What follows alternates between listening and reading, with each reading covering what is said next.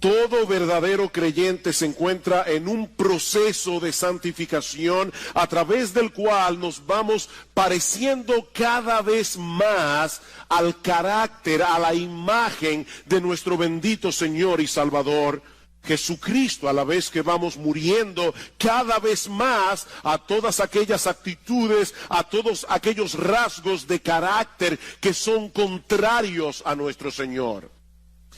Sin embargo, no todos los cristianos están conscientes del papel tan importante que juegan las emociones en ese proceso de cambio. No todos estamos conscientes del tremendo obstáculo que las emociones pueden llegar a ser cuando no ocupan un lugar correcto en nuestras vidas. Y ese es precisamente el tema que yo quisiera tratar en esta mañana. Las emociones y la santificación.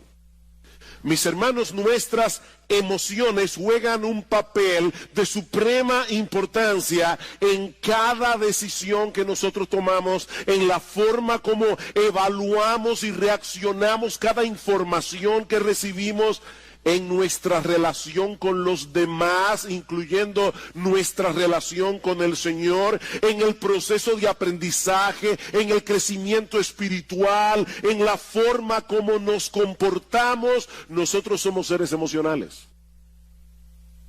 Dice un autor, todo lo que hacemos, todo lo que decimos, todo lo que pensamos es en algún sentido emocional. De hecho, constantemente nosotros nos encontramos revelando lo que hay en nuestros corazones en forma o en función de nuestras emociones. ¿Cuántas veces nosotros decimos, me siento de esta o de aquella manera? Todo el tiempo. Ya yo no me siento igual con respecto a esta persona. No me siento igual que antes.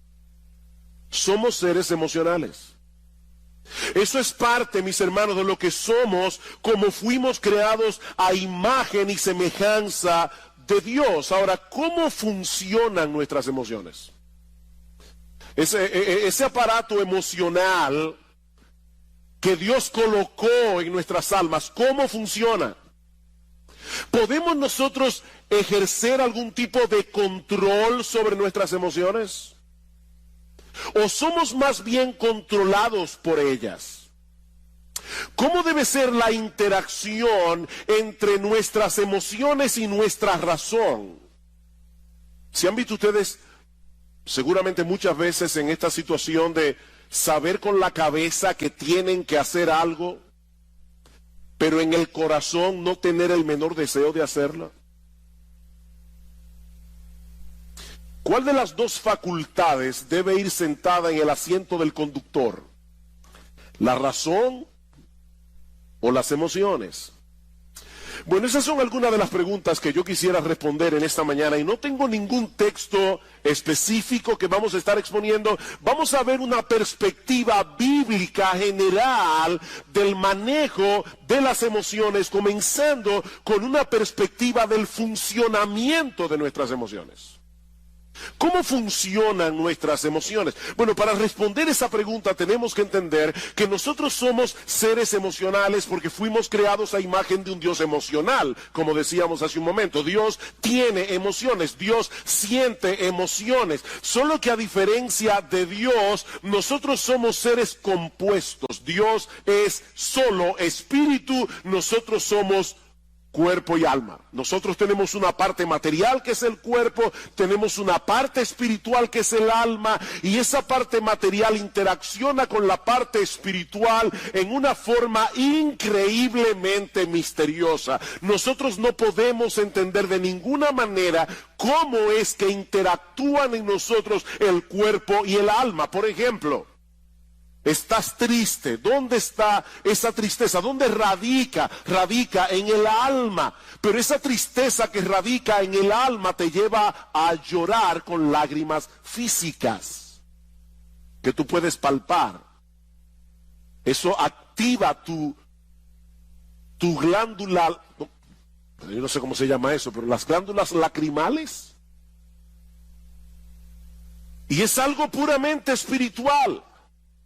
Un temor extremo te puede paralizar, te puede dejar sin voz.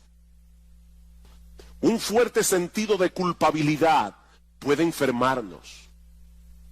Probablemente eso fue lo que le pasó a David cuando dice en el Salmo 32 que mientras él cayó su pecado con Betsabé, se envejecieron sus huesos. Y dice David, se volvió mi verdor en sequedades de verano. David se consumió físicamente por causa de su pecado.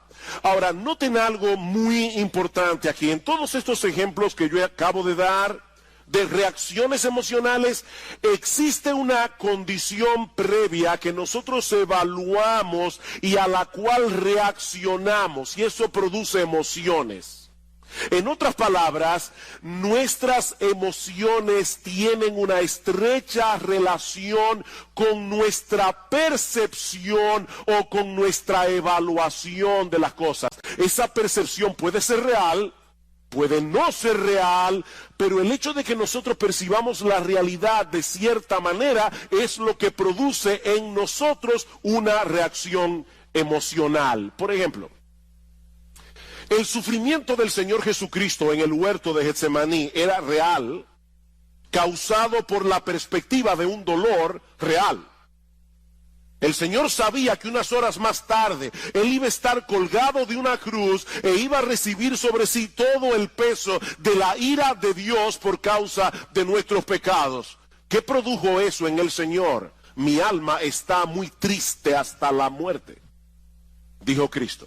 La perspectiva de ese dolor, que era real, produjo en el Señor una reacción emocional. Ahora, puede darse el caso de una persona que experimenta una agonía real en su corazón ante la perspectiva de un problema irreal. La Biblia dice, no os afanéis por el día de mañana. ¿Cuántas personas están esperando un problema que nunca llega, pero lo sufren como si fuera real? Aquí tenemos una agonía real producida por una cosa irreal. De manera que las emociones, mis amados hermanos, no se producen en nosotros porque sí. Nuestras emociones no son meras reacciones químicas, como dicen algunos, sobre las cuales no tenemos ningún control. Nuestras emociones se producen como resultado de nuestra percepción o evaluación de las cosas. Por eso alguien ha dicho muy atinadamente que nuestras emociones revelan nuestras creencias y revelan nuestros valores. Nuestras emociones revelan nuestras creencias, revelan nuestros valores. Yo no tengo temor de perder aquello que a mis ojos tiene poco o ningún valor. Eso no me causa tristeza. Así que aquello que te causa una profunda tristeza es lo que revela dónde están tus valores. ¿Qué es lo que tú colocas por encima de lo demás? Yo no me airo por lo que no me importa. Las emociones siempre tienen un objeto en la mira que a nuestros ojos posee algún valor. Brian Borgman dice, por ejemplo, pensar en la ira no produce ira. Vamos a suponer que usted está en la universidad, están dando una clase sobre la ira. Eso no produce ira. Pero pensar en el aborto sí lo produce. ¿Se dan cuenta? Pensar en la ira no produce ira. Pensar en la injusticia del aborto sí produce ira, o debería producir ira. Ahora, por supuesto, eso no significa que antes de experimentar una emoción nos detenemos a evaluar conscientemente lo que está sucediendo a nuestro alrededor para luego reaccionar. Eso es algo que ocurre de manera instantánea. Por ejemplo, si en medio de la noche, a las 3 de la mañana, tú estás profundamente dormido, escuchas un ruido atronador en la sala de tu casa, lo más natural es que sientas temor inmediatamente, aunque tú no tengas ni idea de lo que produjo ese ruido. Ese temor se produce por la percepción de que puedes estar en peligro. No es necesario que el peligro sea real. Tal vez fue que se cayó una lámpara, el gato la tumbó. Puede ser que no haya un ladrón en la casa. El peligro no es real. Pero basta con que tengamos la percepción de que podemos sufrir algún tipo de daño y eso va a disparar en nosotros la emoción del temor. Y lo mismo ocurre a la inversa. Un individuo puede estar tan seguro de que van a darle un aumento de sueldo que él ya lo está disfrutando sin tenerlo en la mano, aunque al otro día lo boten de la empresa. Y eso lamentablemente pasa muchas veces. O puede suceder que un individuo esté tan seguro de que la muchacha que le gusta le va a decir que sí, que él ya está experimentando la emoción de la boda. Pero resulta que ella le dice que no. Es así como funcionan nuestras emociones. El objeto de nuestra esperanza puede ser una mera ilusión, pero causa una emoción real.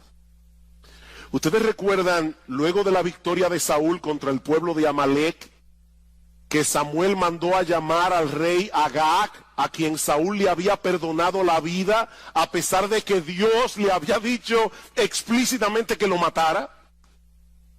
Dice la Biblia en 1 Samuel capítulo 15, versículo 32, que Agag vino delante de Samuel alegremente, pensando dentro de sí que el peligro había pasado. Unos minutos más tarde fue descuartizado. Su alegría fue real, pero su perspectiva de la realidad no lo era. Y eso nos lleva de la mano a nuestro segundo encabezado. Ya vimos, yo espero que se haya podido entender cómo funcionan las emociones, cómo se disparan las emociones. Bueno, veamos ahora en segundo lugar nuestra responsabilidad en el control de las emociones. Nuestra responsabilidad en el control de las emociones. Mis hermanos, si nosotros partimos de la presuposición de que nuestras emociones son impulsos primitivos o meras reacciones químicas sobre las cuales no tenemos ningún control, entonces nosotros no somos responsables por las emociones que experimentamos. Sin embargo, es interesante notar que en la Biblia Dios nos da órdenes muy precisas con respecto a las emociones que nosotros deberíamos sentir con respecto a ciertas cosas. Dios nos da órdenes emocionales. Por ejemplo, en Deuteronomio capítulo 6, versículo 5.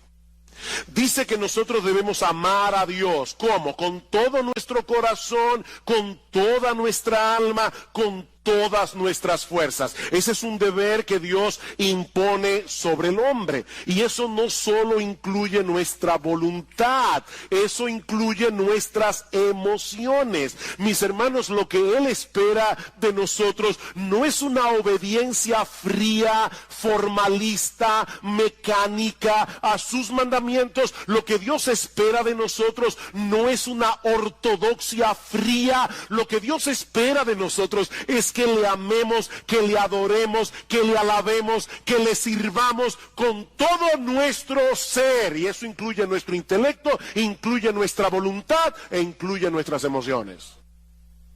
¿Qué dice el Salmo 100?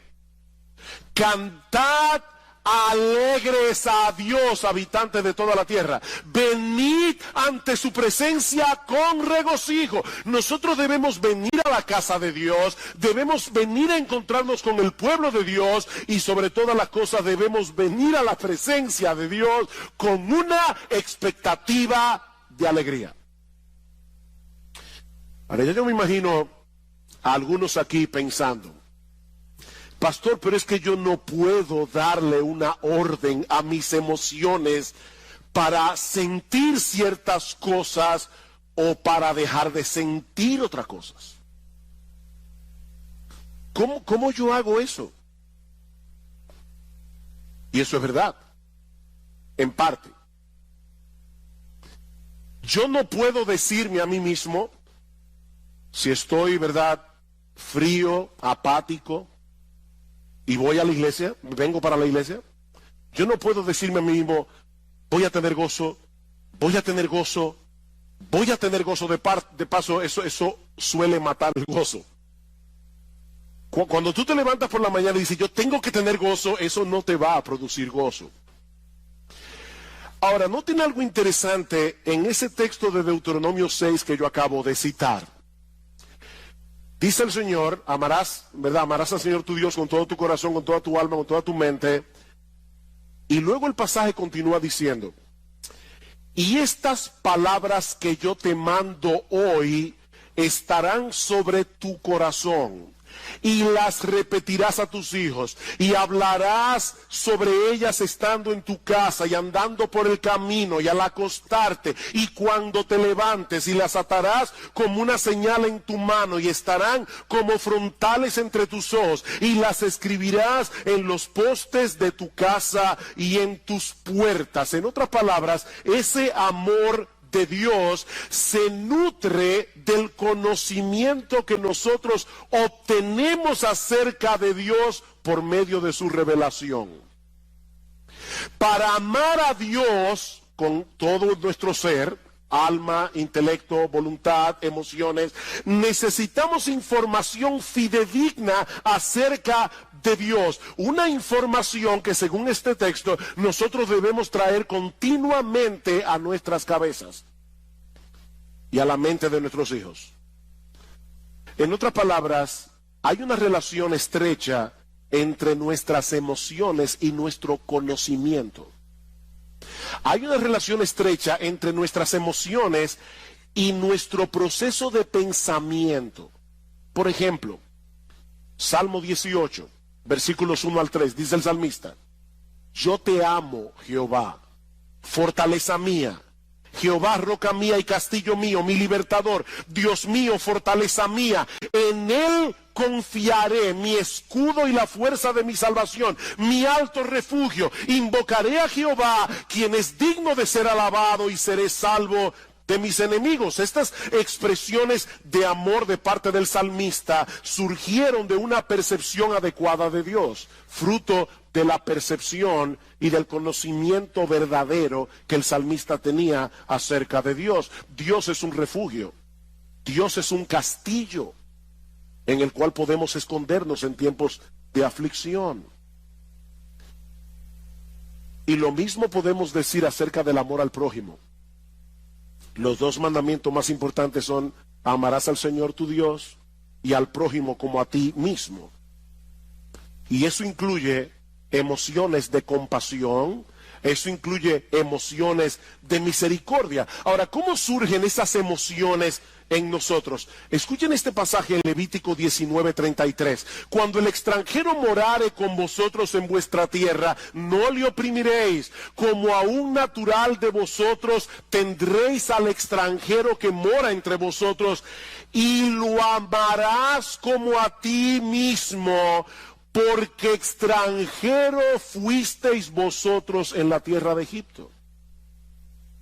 ¿Se dieron cuenta de esa conexión? Lo amarás como a ti mismo, porque extranjeros fuisteis vosotros en la tierra de Egipto. En otras palabras, la memoria de sus penurias, cuando ellos eran extraños, extranjeros y esclavos en Egipto, podía disponer sus corazones a experimentar misericordia y compasión por los extranjeros. El hecho de ponernos conscientemente en el lugar del que sufre es una forma de cultivar algunas emociones que generalmente acompañan un amor genuino al prójimo. ¿Saben cuál es nuestro problema? Nosotros vivimos tan centrados en nuestro pequeño mundo, en nuestro pequeño reino, que no nos ponemos en el lugar de los demás y consecuentemente no sentimos las emociones que deberíamos sentir asociadas con el amor al prójimo.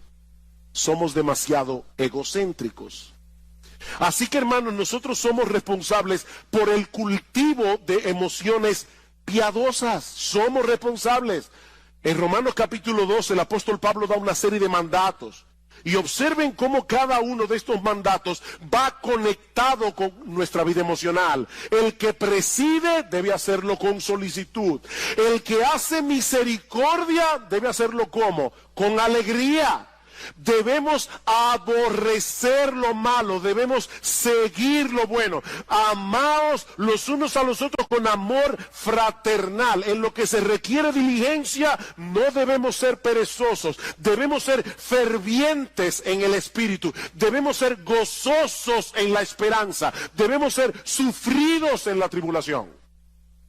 Emoción tras emoción tras emoción, conectado con nuestros deberes. La vida cristiana que es digna de Dios y de su agrado, mis amados hermanos, incluye un sano despertar de nuestras emociones. Y eso me lleva ahora a mi tercer y último encabezado.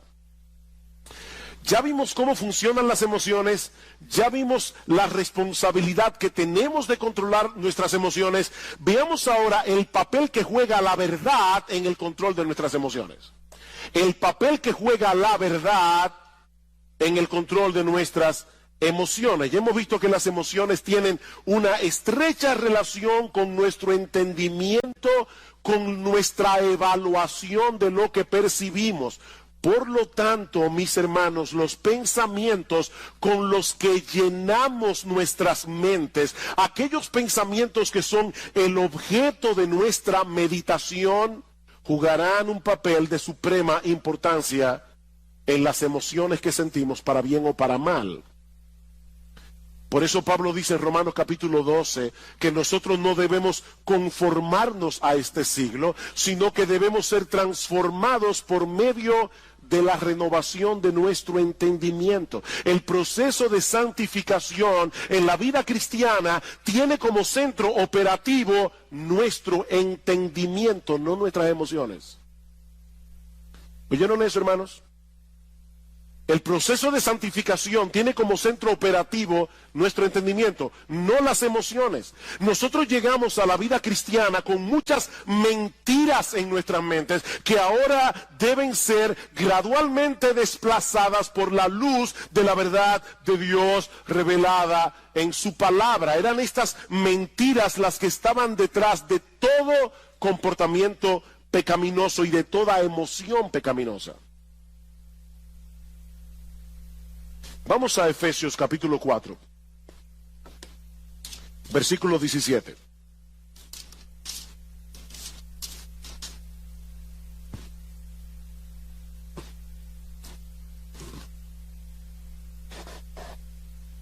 Dice Pablo, versículo 17, esto pues digo y requiero en el Señor, que ya no andéis como los otros gentiles que andan en la vanidad de su mente, teniendo el entendimiento entenebrecido, ajenos de la vida de Dios, por la ignorancia que en ellos hay, por la dureza de su corazón. ¿Por qué los incrédulos viven como viven? Pablo dice, porque tienen una mente vana en lo que respecta a las cosas espirituales. Pueden ser personas sumamente inteligentes en todo lo demás, pero en lo que respecta a la vida de Dios son ignorantes. Ignoran la eternidad, ignoran la gloria de Dios, ignoran la majestad de Dios, ignoran la belleza de Dios. Y por esa razón van detrás de cosas vanas. Tim Chester dice, nosotros pecamos porque creemos la mentira de que estamos mejor sin Dios, de que sus reglas son opresivas, de que seremos libres sin Él, de que el pecado ofrece más que Dios. Es una forma equivocada de pensar que produce emociones equivocadas y un patrón de vida equivocado. Más adelante dice Chester, no mucha gente se ve a sí misma como alguien que cree mentiras. Pero cada vez que nosotros dejamos de confiar en la palabra de Dios, estamos creyendo en otra cosa, ¿no es así? Y esa otra cosa siempre es una mentira. La palabra de Dios es verdad. Todo lo que tú crees que es contrario a la palabra de Dios es una mentira. Y esa mentira va a producir en ti pecado. Y mis hermanos, esto es algo crucial. Recuerden que nuestras emociones dependen de nuestra percepción de la realidad. ¿Por qué nos deprimimos y nos amargamos ante las circunstancias adversas de la vida? ¿Por qué? Oh, pastor, pero eso es obvio. Si yo tengo un problema económico, me voy a deprimir porque tengo un problema económico. Si tengo un problema de salud, me voy a deprimir porque tengo un problema de salud. No. No. La razón por la que nos deprimimos y nos amargamos ante las circunstancias adversas de la vida es porque en el fondo de nuestros corazones nosotros no creemos que Dios esté en control. Es porque en el fondo de nuestros corazones nosotros no creemos que Dios nos ama. Nosotros no creemos que Dios está obrando a nuestro favor. ¿Se dan cuenta? Y no importa lo que tú digas con tu boca acerca de lo que tú dices creer. No, tu vida emocional revela qué es lo que tú realmente crees. Alguien decía que hay una brecha, un abismo entre lo que nosotros creemos en teoría y lo que creemos en la práctica. Hay una brecha allí. Déjenme ponerles un ejemplo. Y quiero ser lo más práctico que yo pueda, por eso estoy poniendo muchos ejemplos en esta mañana, porque este no es un tema fácil de entender, no es algo tan fácil de agarrar conceptualmente. Basado en la enseñanza de Pablo, en la carta a los Colosenses, una de las cosas que Pablo nos dice en esa carta es que nuestra identidad está en Cristo y que nosotros estamos completos en Él. Colosenses capítulo 2, versículo 9 al 10. Eso quiere decir, mis amados hermanos, en términos bien prácticos, que nosotros no tenemos que tratar de probarle nada a nadie. Nosotros no tenemos que tratar de impresionar a nadie con nuestro desempeño, porque nuestra valía no depende de nosotros, depende únicamente de Cristo. Únicamente. De hecho, como decíamos cuando predicamos la serie de Colosenses, nosotros ni siquiera tenemos que tratar de impresionar a Dios, porque ya Jesús lo impresionó por nosotros. Ahora bien, un creyente puede estar aquí hoy en la mañana escuchando esto que yo acabo de decir como una declaración, nuestra valía, nuestra identidad, todo está en Cristo, nosotros estamos completos en Cristo. Un creyente puede estar aquí hoy, ahora mismo, en esta mañana, y estar asintiendo a esta enseñanza bíblica con todas sus fuerzas. Si nuestra identidad está en Cristo, o como dice Pablo en el capítulo 3 de Colosenses, nuestra vida está escondida en Él. Pero resulta que mañana, cuando este individuo que está aquí sentado hoy llega a su trabajo, le dan la información de que él ha sido despedido. Era un trabajo muy bien remunerado en una empresa muy reconocida. Ahora, esta persona tiene buenos ahorros, ha recibido una abundante remuneración por sus prestaciones laborales. Sin embargo, ahora se siente profundamente abatido, profundamente deprimido, porque en su mente él ha perdido su razón de ser en la vida. Antes él era alguien, porque él trabajaba en esta empresa tan reconocida. Pero ahora él se siente como un don nadie, más digno de compasión que de respeto. ¿Saben por qué? Porque en la mente de ese individuo, no importa la teología que él decía con la boca, en la mente de este individuo, su identidad no depende de Cristo, depende de sus logros personales. Y eso le puede pasar a un padre. O sea, su identidad depende de que la gente lo reconozca como un buen padre. Una madre, su identidad depende de que la gente la reconozca como una buena madre. Y por supuesto, cuando sus hijos hacen una de las suyas, sobre todo públicamente, delante de todo el mundo, su universo se desmoronó, porque toda su identidad descansaba en esa identidad que esa persona había forjado. Ahora fíjense, este individuo que perdió el empleo, él sigue siendo cristiano, ¿verdad que sí? Él es creyente, solo que ahora es un creyente desempleado, de manera que su identidad primaria no ha cambiado, sigue siendo exactamente la misma. Él es un pecador salvado por gracia, justificado por la fe en la persona del Señor Jesucristo. El problema es que él todavía continúa sintiendo la necesidad de probar algo. No sé si se dan cuenta de lo que estoy tratando de explicar aquí. Él está tratando de probar algo, de justificarse ante los demás, o de justificarse ante sí mismo, cuando lo cierto es, mis amados hermanos, que nosotros no tenemos nada que probar. Cristo es nuestra identidad y eso no cambia con las circunstancias. ¿Ven ustedes, mis hermanos, cómo la mentira obra en nosotros? Así que si queremos ver cambios en nuestras vidas y llegar a ser emocionalmente estables, necesitamos que la verdad de Dios revelada en su palabra continúe desplazando las mentiras de nuestros corazones. Dice Tim Chester, la santificación consiste en hacer cada vez más pequeña la brecha que hay entre nuestra fe confesional y nuestra fe funcional. Nuestra fe confesional, lo que tú dices creer, tu teología, con lo que tú realmente crees en la práctica. Y más adelante, él añade, tratar de cambiar únicamente nuestra conducta no funciona, porque las mentiras que crearon esa conducta continúan allí todavía. Vamos al Salmo 119. Salmo 119. Ustedes conocen que este salmo tiene como tema central la palabra de Dios. Esto es un poema de amor a la palabra de Dios. ¿Qué dice el salmista en el Salmo 119? Versículo 25. Abatida hasta el polvo está mi alma. Vivifícame según tu palabra. ¿Qué puede sacarte de ese abatimiento? La verdad de la palabra de Dios. Versículo 28. Se deshace mi alma en ansiedad.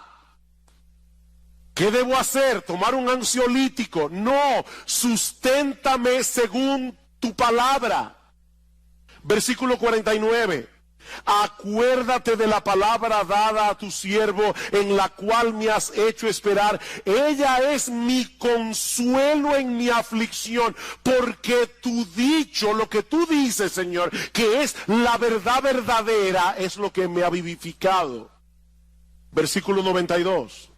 Si tu ley no hubiese sido mi delicia, ya en mi aflicción hubiera perecido. Nunca jamás me olvidaré de tus mandamientos, porque con ellos me has vivificado, con la palabra de Dios. Versículo 111. Por heredad he tomado tus testimonios para siempre, porque son el gozo de mi corazón.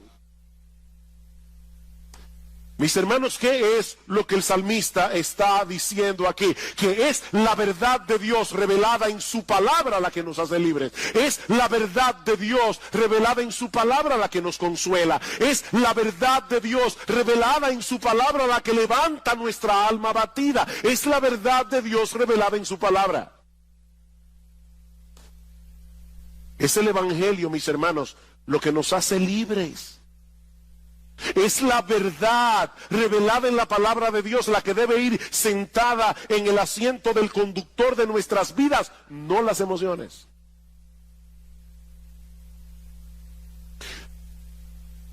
Imagínate que tú pecas contra Dios en cualquier cosa y tú sabes que pecaste.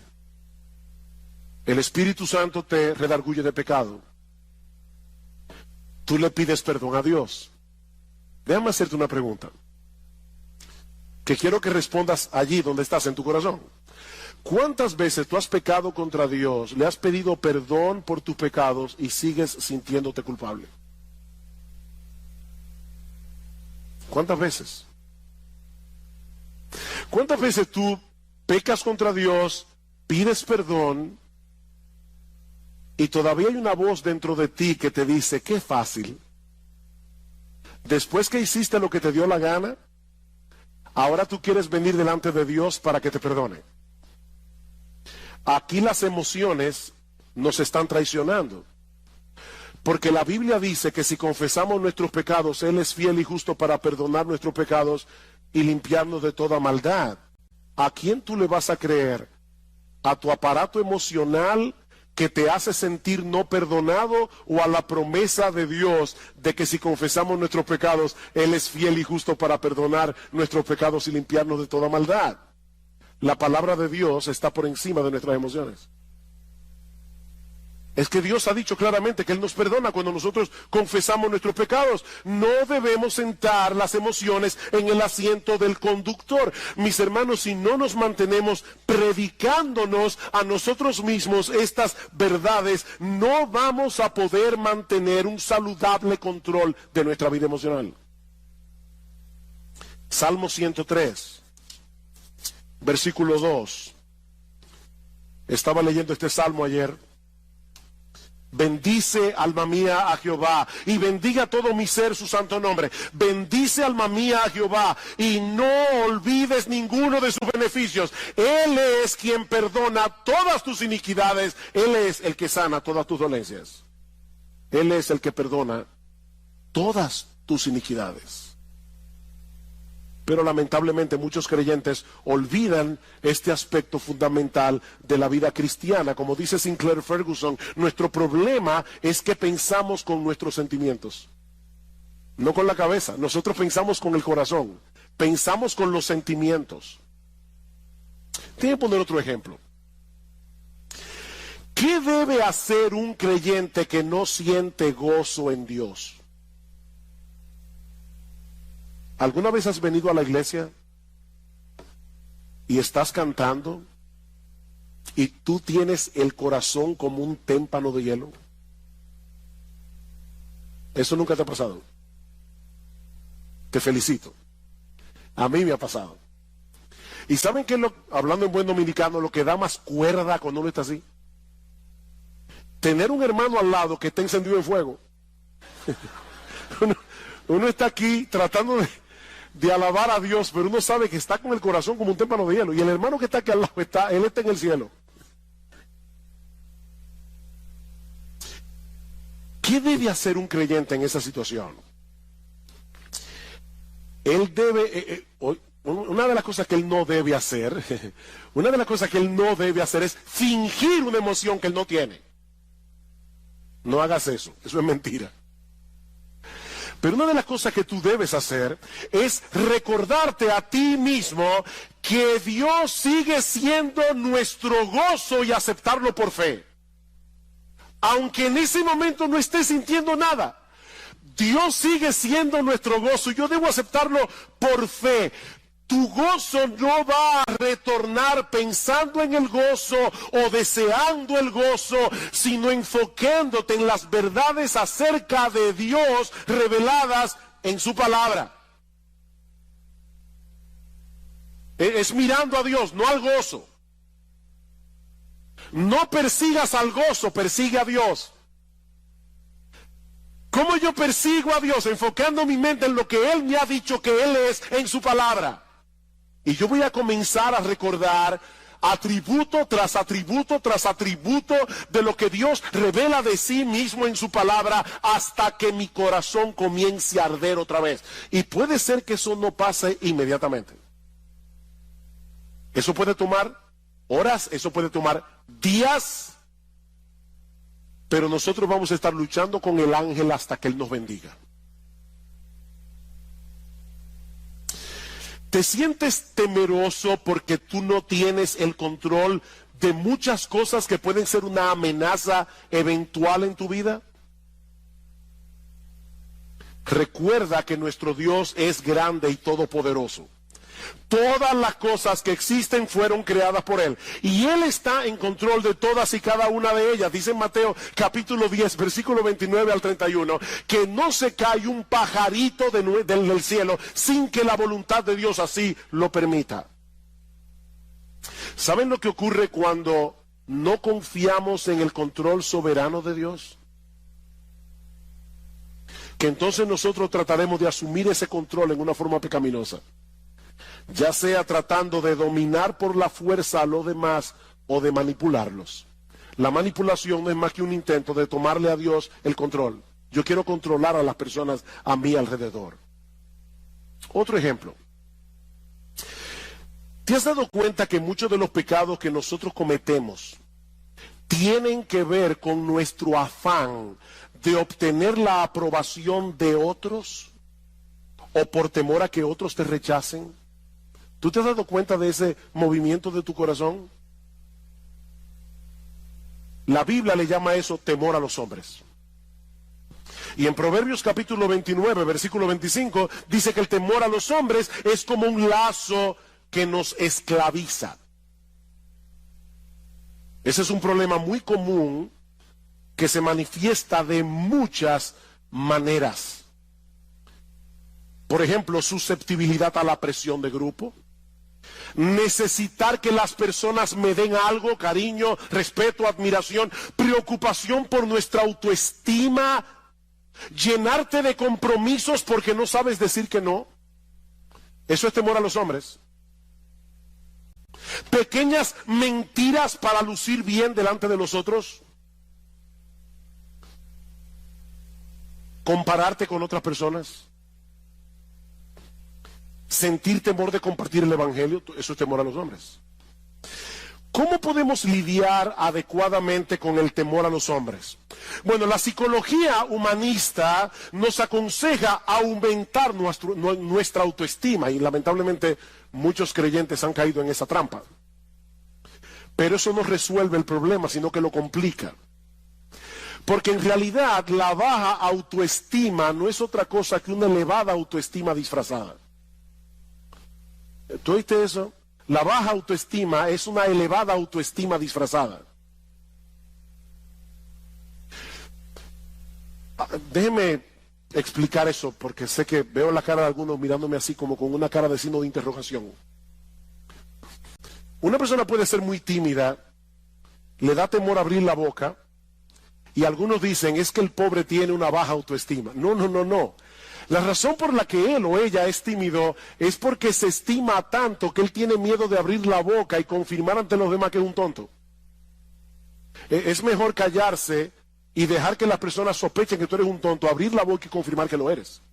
Entonces la razón por la que mucha gente es tímida es porque no quiere descubrirse delante de los demás, porque se estima demasiado a sí misma. Si no se estimara tanto, no tuviera temor de los demás. En el fondo, nuestro problema con todas esas cosas que yo he mencionado es que estamos creyendo que no tenemos el estatus que creemos merecer. Alguien dice, nosotros elevamos deseos que a menudo son buenos en sí mismos, el deseo de ser amado, el deseo de afirmación, el deseo de respeto. Elevamos eso al nivel de necesidades sin las cuales pensamos que no podemos tener una vida equilibrada. Hablamos de necesitar la aprobación y la aceptación de otros cuando nuestra verdadera necesidad es glorificar a Dios y amar a las personas. Esa es tu verdadera necesidad, glorificar a Dios, no que la gente viva para ti. ¿Cuál es el remedio para el temor a los hombres? El temor a Dios. El temor a Dios. Él es grande, Él es glorioso, Él es digno de admiración, Él es digno de temor reverente, Él es digno de adoración. Medita a menudo en su gloria, su grandeza, su justicia, su santidad, su amor, su poder, su esplendor, su belleza, su gracia, su misericordia, su compasión. Y tú vas a ver cómo el temor a los hombres comienza a desvanecerse en tu corazón. Salmo 27. Salmo 27, versículo 1. Jehová es mi luz y mi salvación. ¿De quién temeré? Jehová es mi luz y mi salvación. ¿De quién temeré? Jehová es la fortaleza de mi vida. ¿De quién he de atemorizarme? Cuando se juntaron contra mí los malignos, mis angustiadores y mis enemigos para comer mis carnes, ellos cayeron y tropezaron. Aunque un ejército acampe contra mí, no temerá mi corazón. Aunque contra mí se levante guerra, yo estaré confiado. ¿Por qué? Porque Jehová es mi luz y mi salvación. Imagínate ese Dios al lado de la persona a la que tú le temes. Y lo vas a ver como una pulga. ¿Te sientes atraído por las cosas de este mundo? Y se te está haciendo difícil decir que no a esas cosas porque te prometen emociones como deleites, placer, alegría. Una vez más, mis amados hermanos, la respuesta de la Biblia no es escoger entre un santo aburrimiento y un pecado entretenido. No. La Biblia nos invita más bien a buscar ese deleite, ese placer, esa alegría en el único lugar donde realmente puede ser hallado, en Dios mismo. En Dios mismo. ¿Recuerdan ustedes lo que Cristo le dijo a la mujer samaritana? El que bebiere de esta agua volverá a tener sed, mas el que bebiere del agua que yo le daré no tendrá sed jamás, sino que será en él una fuente de agua que salte para vida eterna. ¿Qué es esa fuente de agua? ¿Saben qué es esa fuente de agua? Dios mismo. Es el Espíritu Santo morando en nuestro interior. ¿Y cómo lo sabemos? Porque más adelante, en Juan capítulo 7, versículo 37 al 38, escuchen lo que dice el Señor Jesucristo. En el último y gran día de la fiesta, Jesús se puso en pie y alzó la voz diciendo: si alguno tiene sed, venga a mí y beba. El que cree en mí, como dice la Escritura, de su interior correrán ríos de agua viva. ¿Qué le dijo a la samaritana? El que bebiere de esta agua volverá a tener sed. El que bebiera del agua que yo le daré no tendrá sed jamás, sino que será en él una fuente de agua que salte para vida eterna. ¿Cuál es esa fuente de agua? Versículo 39. Esto dijo del Espíritu que habrían de recibir los que creyesen en él. Es Dios por su Espíritu morando en nuestro corazón. Es una fuente de agua que salta para vida eterna. Los deleites de este mundo no perduran. Nosotros fuimos creados para disfrutar de un deleite más profundo y perdurable, el deleite de conocer a Dios y de tener comunión con Él. Alguien decía que cada vez que nosotros pecamos, es porque pensamos que el placer del pecado es real y que el gozo en Dios es insustancial o distante. Pero lo cierto es, oigan esto hermano porque es importante, es exactamente al revés. Cada gozo que experimentamos en esta vida es una sombra de la fuente de todo gozo que es Dios mismo. Cada gozo que tú experimentas es una sombra del verdadero gozo que se encuentra en Dios. Y mis hermanos, yo podría continuar en esta mañana multiplicando los ejemplos, pero el tiempo se ha ido. Todos llegarían al mismo punto. Dios nos creó a su imagen y semejanza. Eso incluye nuestra facultad de experimentar emociones. Nuestra vida emocional fue diseñada originalmente para girar en torno a la persona de Dios y nadie más. Podemos disfrutar de un montón de cosas creadas por Él para nuestro deleite, pero si sustituimos a Dios por esas cosas, ya hemos caído en el pecado de la idolatría. Y la idolatría es blasfema, es dañina y es destructiva. Dice el Salmos 16:4, se multiplicarán los dolores de aquellos que sirven diligentemente a otro Dios. Si queremos tener una vida emocional estable y seguir avanzando en nuestra santificación progresiva, lo que necesitamos no es terapia psicológica, lo que necesitamos es llevar cautivo todo pensamiento a la obediencia a Cristo. Llenar nuestras mentes con la palabra de Dios y creer ciertamente lo que dice la palabra de Dios. Es 1000 veces mejor vivir como sabios que comportarnos como necios. Ahora bien, es importante aclarar en este punto de mi mensaje en esta mañana que desde el punto de vista bíblico estas dos categorías de la sabiduría y la necedad no tienen nada que ver con nuestro coeficiente intelectual. Es decir, se puede ser muy inteligente y muy necio al mismo tiempo. De hecho, muchas personas con un alto coeficiente intelectual viven muy neciamente. ¿Qué es un necio según la Biblia? Bueno, es aquel individuo que es movido por las inclinaciones naturales de su corazón. Sus deseos y apetitos son tan determinantes que no les permiten a este hombre o a esta mujer actuar con prudencia y discernimiento. Hace unos meses atrás, un famoso cineasta dijo lo siguiente al tratar de explicar su relación adúltera con una de sus hijastras o con su hijastra. Él dijo, el corazón quiere lo que quiere. No hay lógica para estas cosas. Tú conoces a alguien y te enamoras de ella, eso es todo. Es a eso que la Biblia llama necedad. El corazón quiere lo que quiere. El necio es gobernado por sus deseos y apetitos. El necio es impulsivo, arrogante, egocéntrico y a la corta o a la larga termina haciendo daño. Porque a él no le importan las consecuencias de sus actos. Dice en Proverbios capítulo 23, versículo 9, no hables a oídos del necio porque menospreciará la prudencia de tus razones. En otras palabras, tus argumentos pueden ser muy convincentes, pero el necio se mueve por sus apetitos, no por su razón. Así que la sabiduría es infinitamente superior a la necedad. Sin embargo, Salomón introduce esta sección del libro con un ejemplo que nos ayuda a tener una perspectiva realista de la sabiduría, mostrándonos que en este mundo donde impera la necedad, la sabiduría tiene que vencer muchos obstáculos.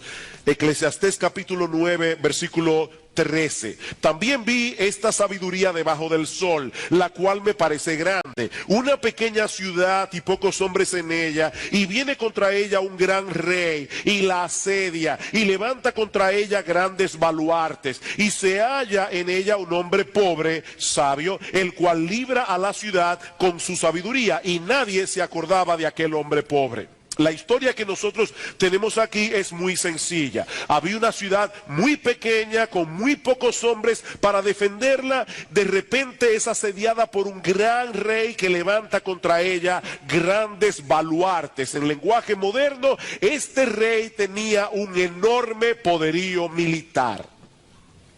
De manera que esta ciudad no tiene posibilidad alguna de salvarse humanamente hablando. Pero en ella vive un hombre pobre y sabio, que con su sabiduría libera la ciudad. Salomón no nos dice cómo lo hizo, sino que enfatiza más bien el hecho de que lo hizo, para mostrarnos el gran valor que tiene la sabiduría. De hecho, en el versículo 15, 2 veces se menciona que este hombre era pobre, para resaltar que no fue con sus recursos económicos que él libró la ciudad. No fue que él de repente tuvo dinero suficiente para contratar a un gran ejército, no. Él libró la ciudad con su sabiduría. Pero al mismo tiempo eso nos enseña, mis hermanos, que aunque la sabiduría es valiosa por sí misma, no siempre produce beneficios materiales.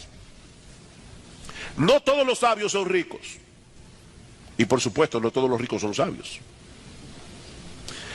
Ahora, ¿saben cómo respondió la ciudad al beneficio que recibió por la hazaña de este hombre? ¿Acaso celebró una fiesta en su honor o le construyó un monumento? No, la ciudad se olvidó de él, dice Salomón. Después que este hombre libró la ciudad, los ciudadanos siguieron adelante con su vida, de tal manera que poco tiempo después, dice en el versículo 15, ya nadie se acordaba de aquel hombre pobre. Decía Plutarco que hacerle favores a un ingrato era como perfumar a un muerto. Hacerle favores a un ingrato es como perfumar a un muerto. Mis hermanos, este es un mundo en el que las ofensas se recuerdan por muchos años y los beneficios recibidos se olvidan muy pronto. Este es un mundo de ingratos.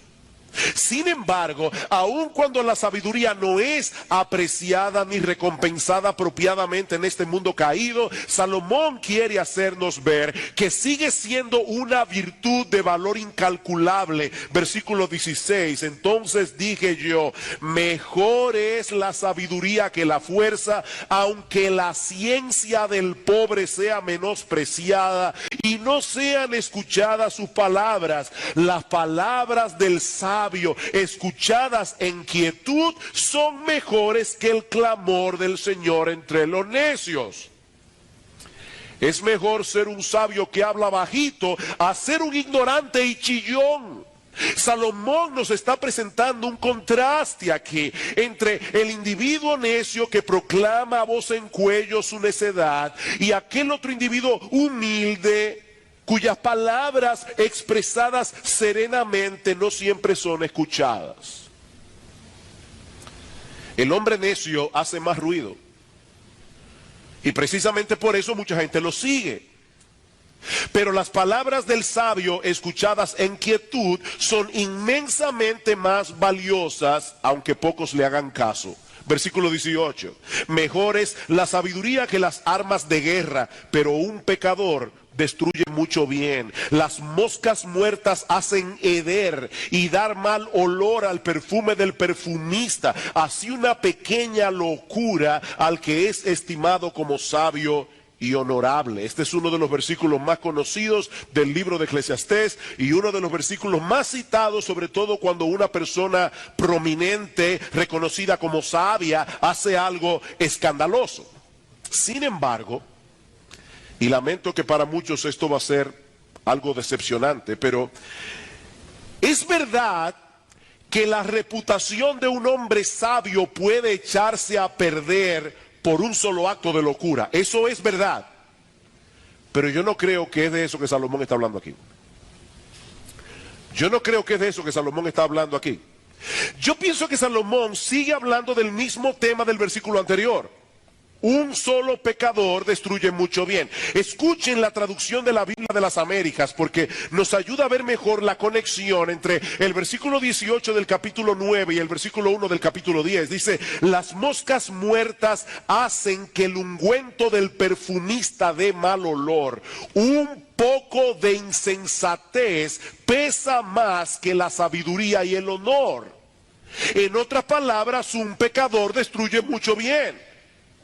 El pecado de Acán hizo que el pueblo de Israel perdiera la batalla. Y la necia decisión de Roboam, el hijo de Salomón, hizo que el reino de Israel se dividiera para siempre. Todo lo que su abuelo y su papá habían logrado se destruyó en un instante, solo porque Roboam decidió dejar a un lado el consejo de los expertos que eran más sabios y seguir el consejo necio de sus compinches. Un solo pecador destruye mucho bien. Queridos hermanos, la necedad es peligrosa para el necio y es peligrosa para todo el que lo rodea. Y recuerden que aquí no estamos hablando de aquellos individuos que por su poca capacidad intelectual cometen errores. No, estamos hablando de aquellos que aunque tengan un gran coeficiente intelectual, debido a su egocentrismo, debido a su falta de disciplina, siguen los dictados de su corazón. La necedad es peligrosa. Y eso nos lleva a nuestro segundo encabezado. Ya Salomón nos ha mostrado una perspectiva realista de la sabiduría. Pero ahora quiere hacernos ver en qué consiste la necedad. Mis hermanos, ¿por qué los necios son necios? Esa es una pregunta interesante. Ya que la necedad es tan peligrosa, ¿por qué los necios son necios? Salomón responde, por la inclinación de sus corazones. Versículo 2 del capítulo 10.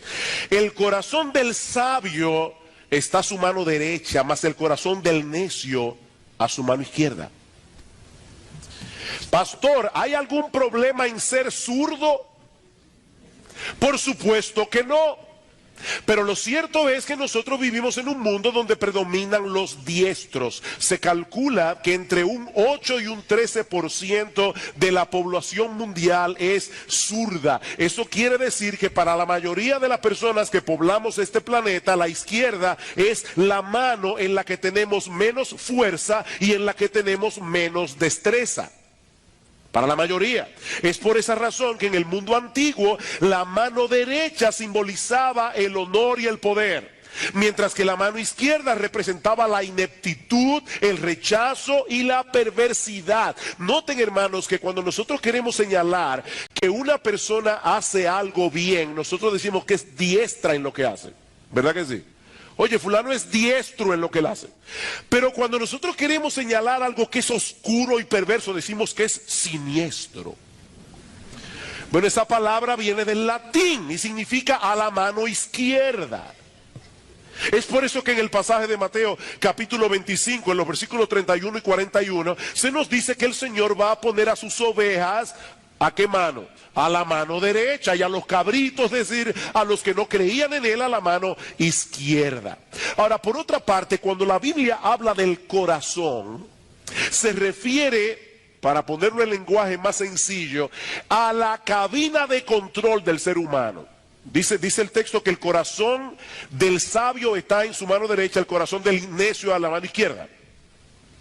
En el corazón es la cabina de control del ser humano. Por eso es que dice en Proverbios capítulo 4, el famoso texto, versículo 23, sobre toda cosa guardada, guarda tu corazón, porque de él mana la vida. Allí se encuentra, como dice Charles Bridges, el centro de nuestros afectos, el asiento del conocimiento, la fuente de donde emanan nuestros propósitos y emociones. Así que, hermanos, lo que Salomón nos está diciendo aquí es que el corazón del sabio lo inclina hacia aquello que es correcto, mas el corazón del necio lo mueve en la dirección opuesta, y es por eso que todo el mundo a su alrededor se da cuenta que el tipo es un necio, versículo 3, y aún mientras va el necio por el camino le falta cordura, y va diciendo a todos que es necio.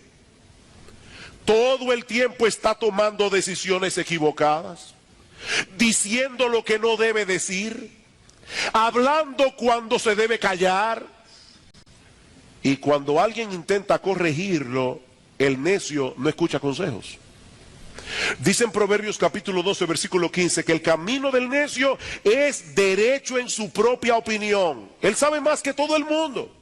Su camino es derecho en su propia opinión, y precisamente por eso se meten muchos problemas, y eso nos lleva a nuestro tercer encabezado, los resultados de la necedad. A partir del versículo 4, Salomón nos comparte un conjunto de proverbios que a primera vista no parecen tener conexión entre sí.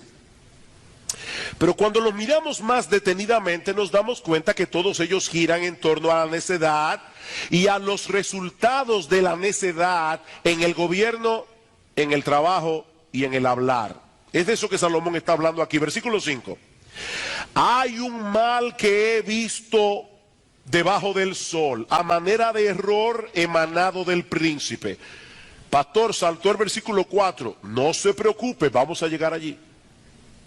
Pero yo he querido agrupar estos versículos en su forma más fácil de exponer, vamos a decirlo de esa manera. Dice en el versículo 5, hay un mal que he visto debajo del sol, a manera de error emanado del príncipe. La necedad está colocada en grandes alturas, los ricos están sentados en lugar bajo. Alguno dirá, ¿y qué problema tiene eso? Qué bueno que es así, la guerra del proletariado. No, espérese.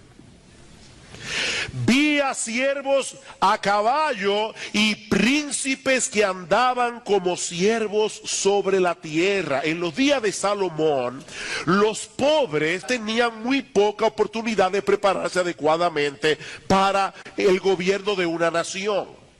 De manera que lo que se está promoviendo aquí no es que los ricos gobiernen por ser ricos, sino que los puestos de la administración pública estén en las manos de los más aptos.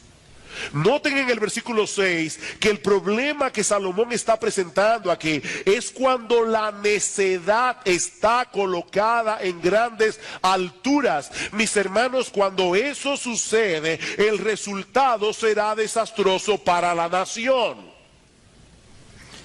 Así que los mejores gobernantes son aquellos que colocan en los puestos de poder a las personas más aptas y no piden excusa por eso. Voy a repetir eso otra vez. Los mejores gobernantes son aquellos que colocan en los puestos de poder a las personas más aptas y no piden excusa por eso. Lamentablemente, mis hermanos, eso no es lo que suele suceder. Porque muchas veces los gobernantes suben al poder con muchos compromisos previos y tienen que honrar sus compromisos. Como bien señala un comentarista, los disparates y los errores de los gobiernos humanos pueden ser vistos a menudo en esta tragedia. ¿Cuál es la tragedia? Que los gobernantes ponen a sus necios favoritos por encima de otros que son más calificados. Eso es terrible, hermanos, cuando los gobernantes ponen en los puestos clave del gobierno a sus necios favoritos. Dice en Proverbios capítulo 26, versículo 8, que el que le da honra al necio es como el que ata la piedra a una honda. ¿Y eso qué significa? Bueno, si tú vas a usar una honda como la que usó David cuando luchó contra Goliat, tú tienes que dejar la piedra suelta, porque de lo contrario la honda no funciona. Si tú amarras la piedra a la honda no sirve. Y eso es precisamente lo que ocurre cuando se le da honra a un necio. Cuando se coloca a un necio en un puesto de honor, él no va a usar el puesto para bien, sino para mal. Es un necio. Y el asunto es 1000 veces peor cuando el gobernante mismo es un necio. ¡Ay de ti, tierra! Cuando tu rey es muchacho y tus príncipes banquetean de mañana. Estaba leyendo que cuando Charles XII, el rey de Suecia, heredó el trono, su papá, Charles XI, murió cuando él tenía 14 años de edad. Y Charles XII era un individuo alocadísimo. Él se metía en el apartamento de su mamá a caballo y golpeaba a medio mundo. Y finalmente todos los pastores de Estocolmo se pusieron de acuerdo para predicar en el mismo domingo de Eclesiastés 10:16. El mismo domingo, en todas las iglesias.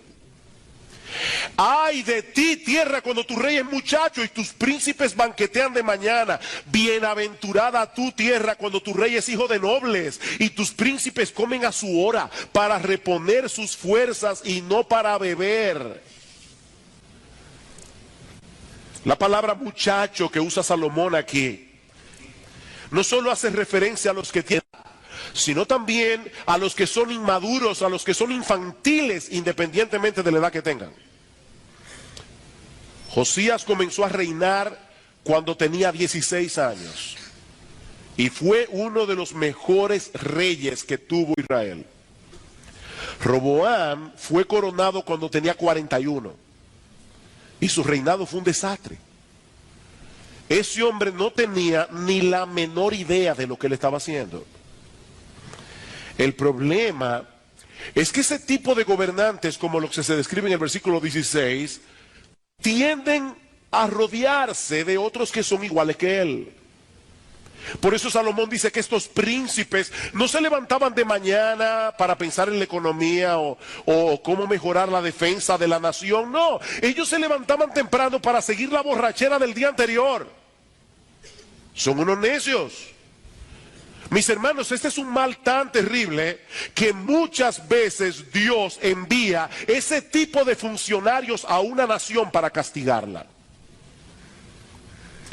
Dios usa ese tipo de gobernantes para castigar a las naciones. Dice en Isaías capítulo 3, versículo 4 y 5, y les pondré jóvenes por príncipes y muchachos serán sus señores. Y hay otra traducción que dice, niños caprichosos serán sus señores, y el pueblo se hará violencia unos a otros, cada cual contra su vecino, y el joven se levantará contra el anciano y el villano contra el noble. ¿Cuál es la mentalidad de este tipo de funcionarios? Disfrutar del cargo mientras lo tenga, aunque el país se caiga en pedazos. Versículo 18. Por la pereza se cae la techumbre y por la flojedad de las manos se llueve la casa. En los días de Salomón, los techos debían recubrirse regularmente con cal para tapar las grietas que aparecían con el tiempo y así evitar que se colara el agua de lluvia. Pero el hombre indolente siempre deja esas cosas para después.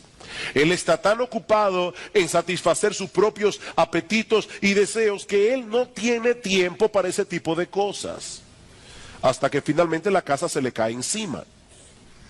Y lo mismo ocurre con una nación cuando el gobernante es un incompetente y los funcionarios viven para sus propios placeres. Versículo 19, por el placer se hace el banquete y el vino alegra a los vivos y el dinero sirve para todo. Aparentemente Salomón nos está mostrando aquí cuál es la forma de pensar de este tipo de individuos. Esa es su cosmovisión, eso es lo que lo mueve. Gocemos mientras podamos, acumulemos todo el dinero que podamos, porque las ventajas del poder no duran para siempre. Son solo 4 años.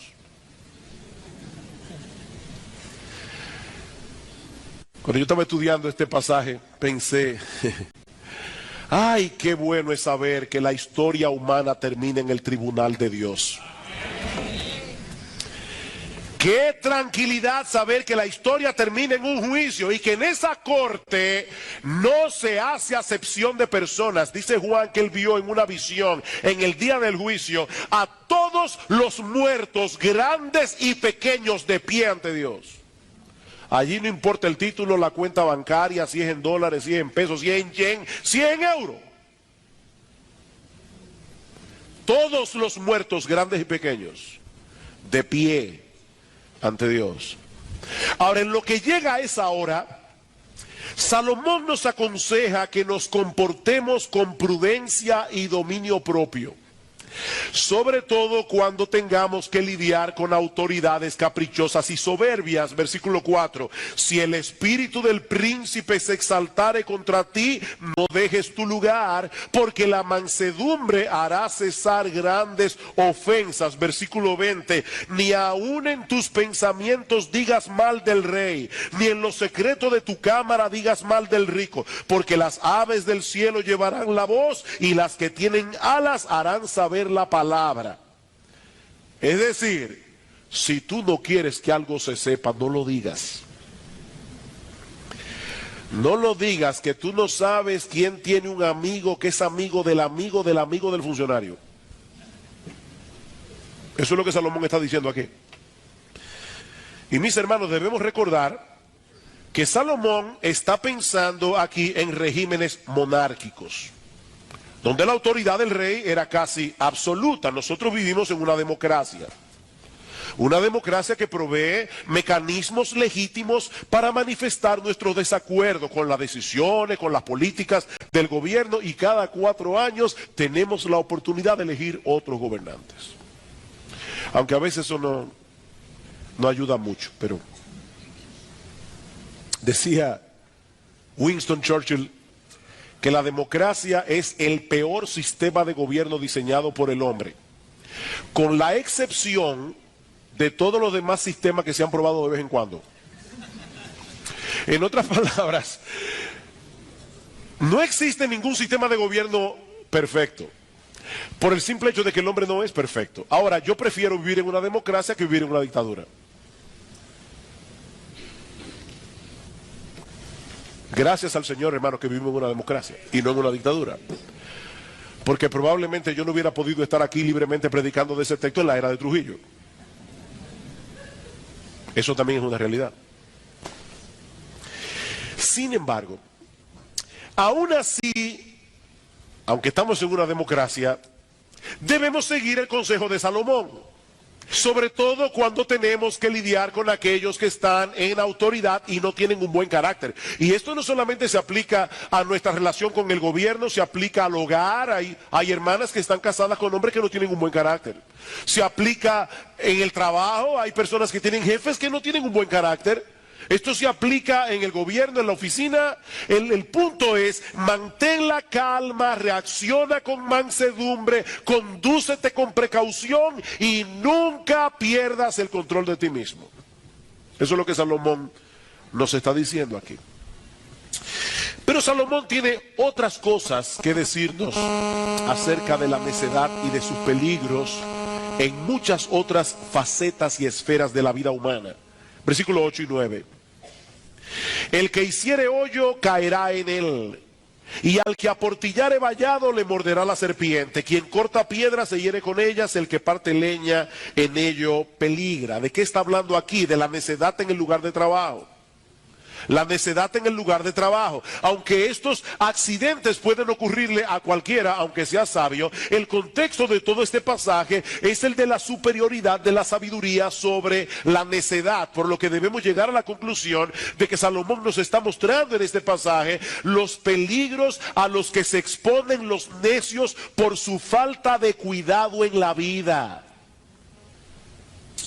Un individuo abre un hoyo en la tierra, tal vez para cazar animales, pero después no mira por dónde pisa y cae en el mismo hoyo que él abrió.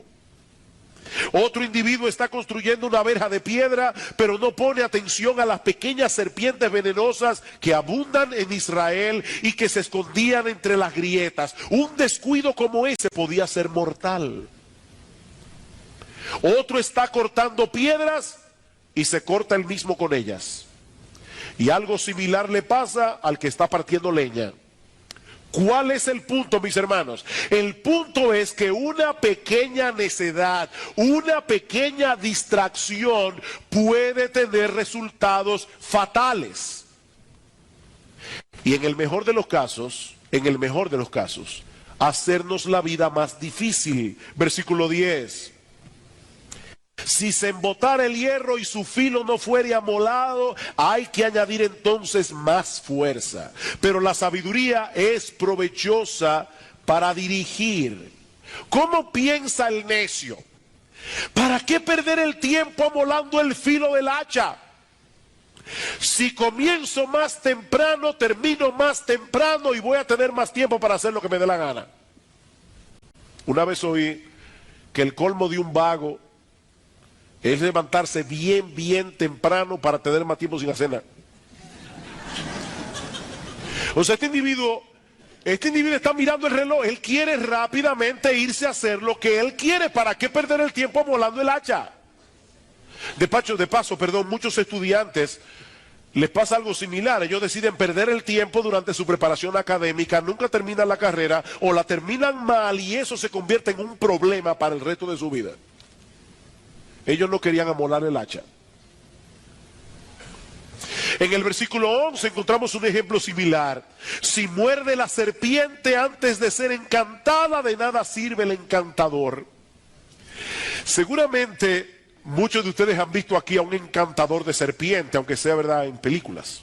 Yo nunca he visto uno en la vida real, pero en películas sí. Tratando de hipnotizar a la serpiente con el sonido de la flauta.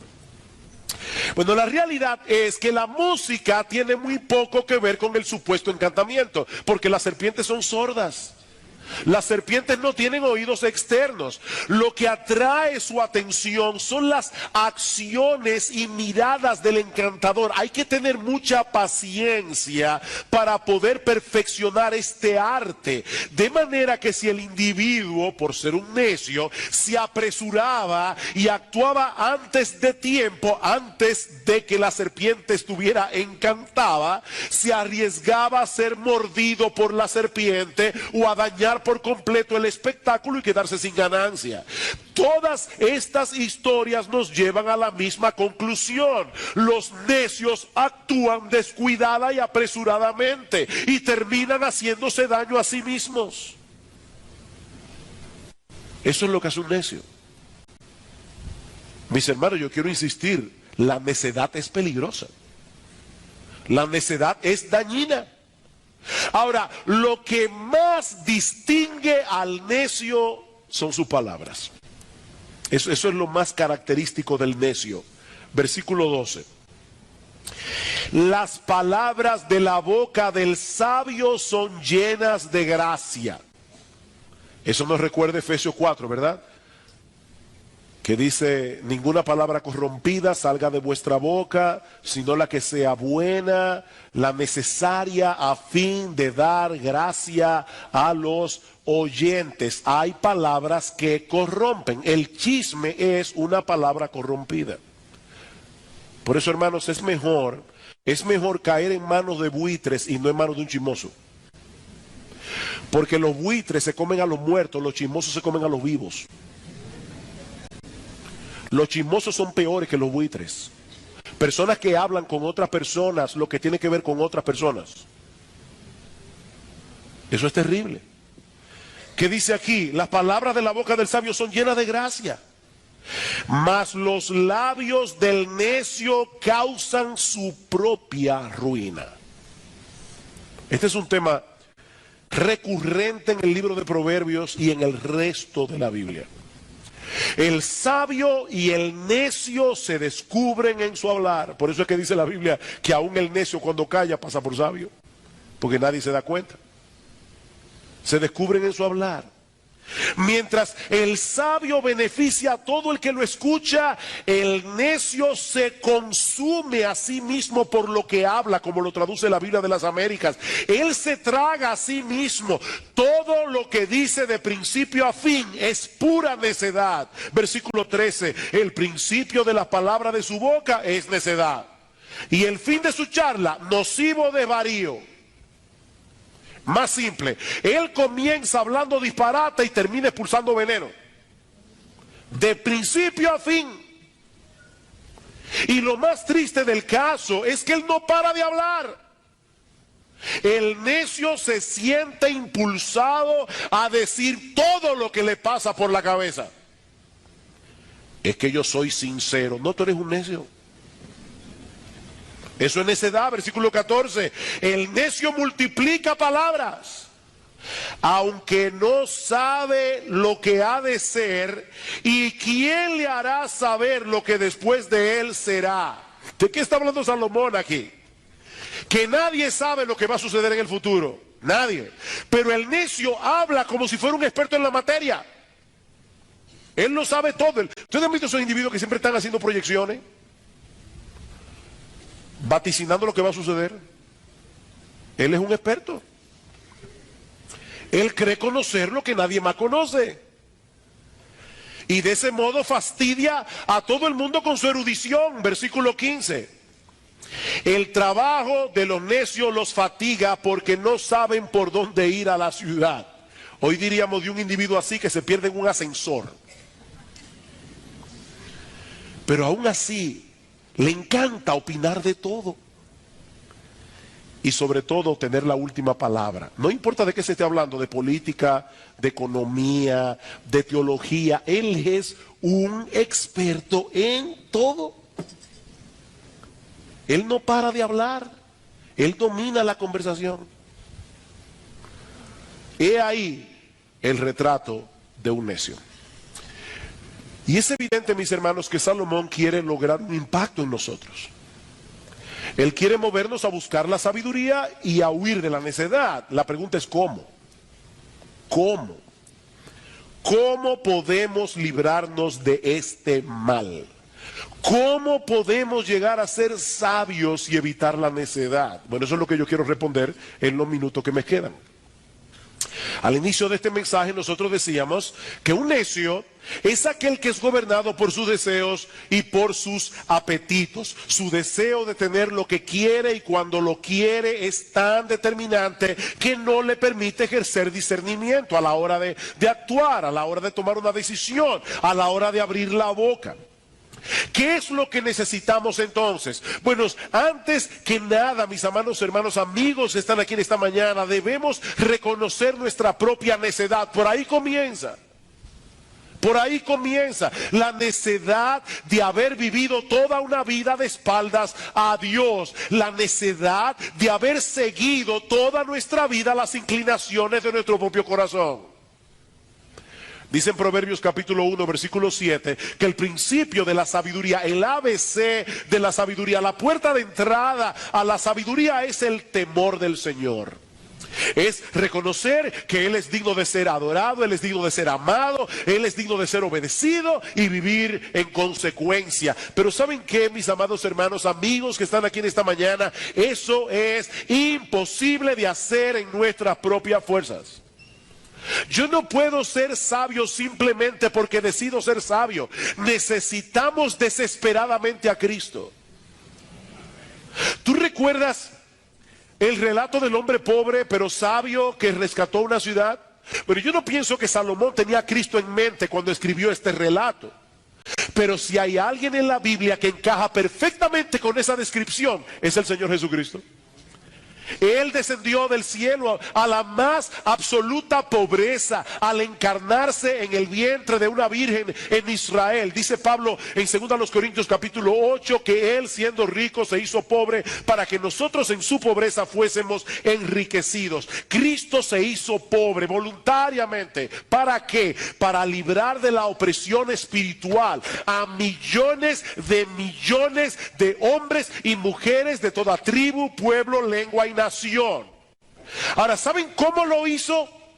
Usando una metodología que desde entonces ha sido considerada por el mundo como una total necedad a través de su muerte en la cruz. A través de su muerte en la cruz, Cristo venció al enemigo haciéndose débil. Increíble. Increíble. Él obedeció perfectamente la voluntad de Dios desde su nacimiento hasta la tumba. Y luego asumió nuestra culpa, recibiendo voluntariamente el castigo que nosotros merecíamos por nuestros pecados. El Dios de toda sabiduría diseñó un plan de salvación para salvar a pecadores culpables sin pasar por alto su justicia. Abrazar ese plan de todo corazón es el primer paso para comenzar a vivir sabiamente. Venir a Cristo en arrepentimiento y fe, reconociendo que sin Él no hay perdón de pecados, no hay reconciliación con Dios, no seremos aceptados en la familia de la fe. Juan 14:6, Él es el camino, la verdad y la vida, dice Cristo, nadie viene al Padre sino por mí. Pero eso es apenas el comienzo. Mis hermanos, escúchenme bien, eso es apenas el comienzo. A partir de ese momento el Señor te da su espíritu. ¿Para qué? Para que puedas entender su palabra. Pero también para que puedas vencer la obstinación de tu propio corazón. De tal manera que puedas transitar por el camino de la buena y perfecta voluntad de Dios revelada en la Biblia y alejarte de la necedad. Volviendo a la conversación entre el espantapájaros y el hombre de hojalata, lo que la Biblia nos hace ver es que tener un buen cerebro no es suficiente. Tener un buen cerebro no es suficiente sin un corazón regenerado. Sin un corazón que ha sido transformado por el Espíritu Santo. Para formar a Cristo en nosotros. Mis hermanos, la obra de Dios no consiste en darnos un manual de sabiduría para que nosotros vivamos conforme al manual. No, Dios no nos dio simplemente un manual de sabiduría. Lo que Él promete es transformar el corazón. Al final de cuentas, mis amados hermanos, ser sabios tiene que ver con un carácter. Tiene que ver con un carácter que nos mueve a tomar decisiones a la luz de la voluntad de Dios, no a la luz de nuestros apetitos, no a la luz de la inclinación del corazón. ¿Quieres llegar a ser sabio? Escucha esta comparación con la que el Señor Jesucristo concluye el Sermón del Monte.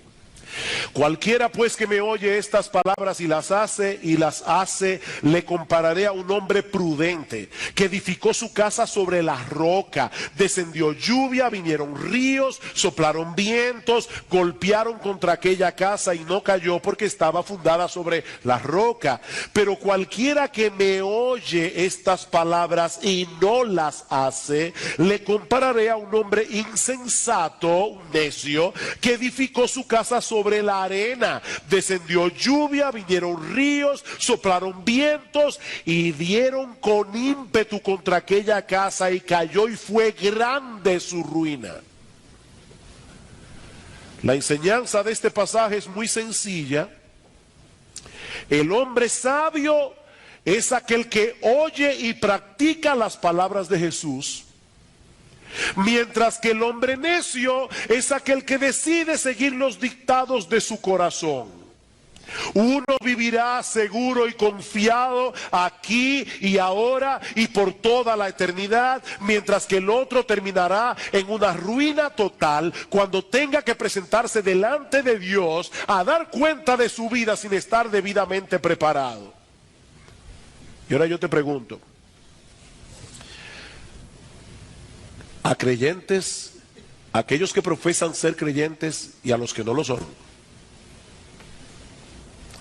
¿cuál es la base sobre la cual estás tratando de construir tu vida? ¿Sobre la arena de tu propia decencia y de tus propias opiniones personales? ¿O sobre la roca firme de Jesús y su palabra? Ahora, no me malentiendan.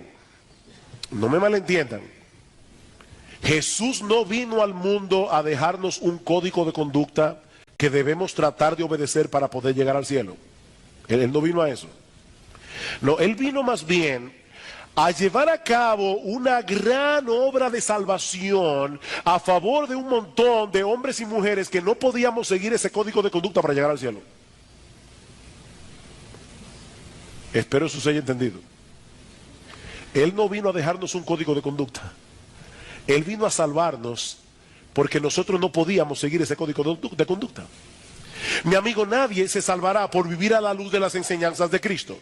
Nadie se salvará por vivir a la luz de las enseñanzas de Cristo, porque eso es imposible de hacer en nuestras propias fuerzas. Pero cuando Jesús salva a un pecador de pura gracia y solo por medio de la fe, entonces Él le sigue dando la gracia necesaria para andar en sabiduría, obedeciendo la voluntad revelada de Dios en su palabra, no perfectamente, pero sí sinceramente. Por eso es que Pablo dice en 1 Corintios 1:24 que Cristo es poder de Dios y sabiduría de Dios. Cristo es poder de Dios y sabiduría de Dios. Y en Colosenses capítulo 2, versículo 3 dice que en Él están escondidos todos los tesoros de la sabiduría y del conocimiento. Mi amigo, mi invitación en esta mañana es a que te aferres hoy a la sabiduría de Dios en Cristo, confiando únicamente en Él para el perdón de todos tus pecados, determinado a transitar por el camino de su voluntad revelada, no en tus propias fuerzas, sino por medio de la gracia que proviene de Él.